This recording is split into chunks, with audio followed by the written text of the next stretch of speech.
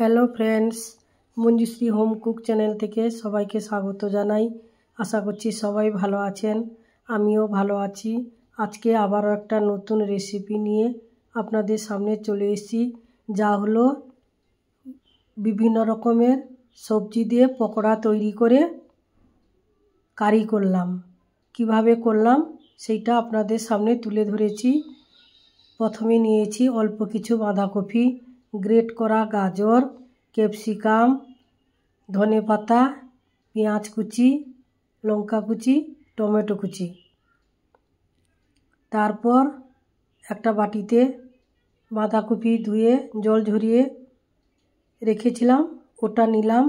Great করা গাজর, capsicum, tomato, পেঁয়াজ, কাঁচা লঙ্কা কুচি, ধনেপাতা। তারপর নিলাম কর্নফ্লাওয়ার, হলুদ গুঁড়ো, বেসন, লঙ্কার গুঁড়ো, অল্প পরিমাণ লবণ, গোটা জিরে, চাট মশলা। এখানে আমি গোটা জিরে ব্যবহার করেছি। পকোড়া তৈরি করতে গোটা জিরে দেওয়াটাই ভালো, কেননা পকোড়া তো ভাজতে গেলে জিরের সেন্টটা আসে, তাই এখানে গোটা জিরে আমি ব্যবহার করেছি। এইভাবে অল্প জল দিয়ে আমার মিক্সড করা হয়ে গেল। 10 মিনিটের জন্য আমি রেস্টে রেখে দিয়েছিলাম। তারপর একটা কড়াইতে তেল গরম করে একটা একটা করে ভাজতে দিয়ে দিলাম। একটু বড় বড় সাইজের করে ভাজতে দিয়েছি।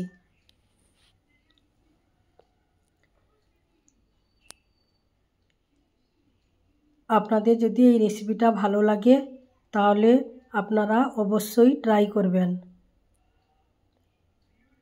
বাড়িতে যা কিছু সবজি থাকবে, অন্য কিছু উপকরণ না থাকলেও যারা সবজি খেতে পছন্দ করেন না, এইভাবে সবজি দিয়ে পকোড়া তৈরি করে আলু দিয়ে কারি করলে খেতেও খুব ভালো হয়। আমার এক সাইডটা হয়ে গেছে, অপর সাইডটা এইভাবে উল্টে দিলাম।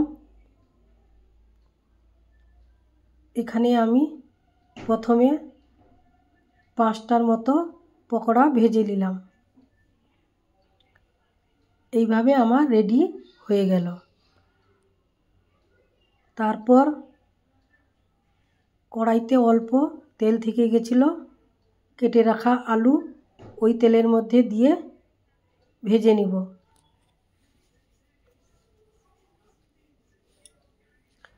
আপনারা ভিডিওটি স্কিপ না করে পুরো ভিডিওটি দেখার অনুরোধ রইল। এইভাবে আমার আলুগুলো লাল লাল করে ভাজা হয়ে গেছে। তারপর ওই কড়াইতে আর অল্প কিছু তেল দিয়ে গোটা গরম মশলা, তেজপাতা, শুকনো লঙ্কা, জিরে ফোড়ন দিয়ে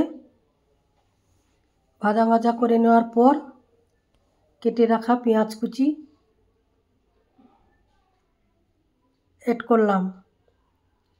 পেঁয়াজটা ভাজা ভাজা হয়ে এলে আমি থেতো করা রসুন, টমেটো, আদা এইগুলো দিয়ে আবারও ভাজা ভাজা করে নিব।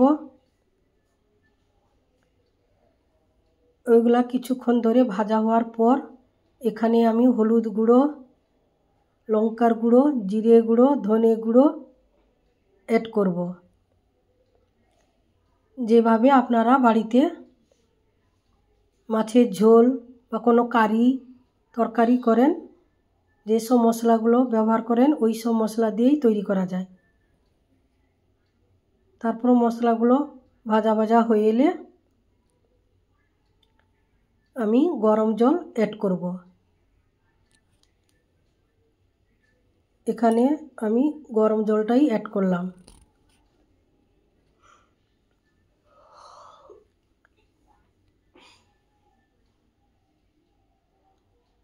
আর নতুন বন্ধুদের বলছি, যারা এখনও সাবস্ক্রাইব করেননি তারা অবশ্যই সাবস্ক্রাইব করে আমার পাশে থাকবেন। পুরনো বন্ধুদের অসংখ্য অসংখ্য ধন্যবাদ প্রতিদিন আমার ভিডিও দেখার জন্য বা লাইক কমেন্ট করার জন্য। আলু দিয়ে আবারও কষালাম, কষিয়ে গরম জল দিয়ে দিলাম।